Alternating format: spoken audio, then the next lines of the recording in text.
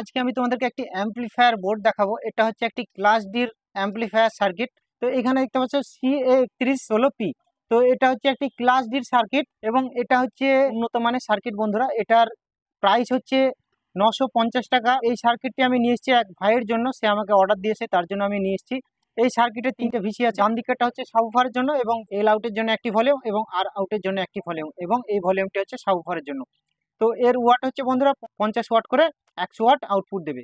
এবং এখানে তোমরা সাবউফারের জন্য 100 ওয়াট 12 ইঞ্চি বা 10 ইঞ্চি তোমরা সাবউফার চালাতে পারবে। এবং এই সার্কিটে তোমরা ইনপুট ভোল্টেজ দিতে পারবে 12 থেকে 24 ভোল্টের মধ্যে, 6 থেকে 8 অ্যাম্পিয়ারের মধ্যে তোমরা দিতে পারবে। এখানে দেখতে পাচ্ছ দুটো কানেক্টর লাগানো আছে ইনপুটের জন্য, এবং এইখানে দেখতে পাচ্ছ এই যে ইনপুটের জন্য যে কানেক্টরটি আছে, এই কানেক্টরই কিন্তু তোমরা প্যানেল বেলা ইউএসবি থেকে এইখানে আউটপুট তিনটে লাগিয়ে দিলে কিন্তু এই বোর্ডটি চলতে লাগবে। এইভাবে কানেকশন করে তোমরা সার্কিটটিকে চালাতে পারবে। ভিডিওটি যদি তোমাদের ভালো লেগে থাকে তাহলে ভিডিওতে একটা লাইক করবে এবং চ্যানেলটিকে সাবস্ক্রাইব করবে এই ধরনের ভিডিও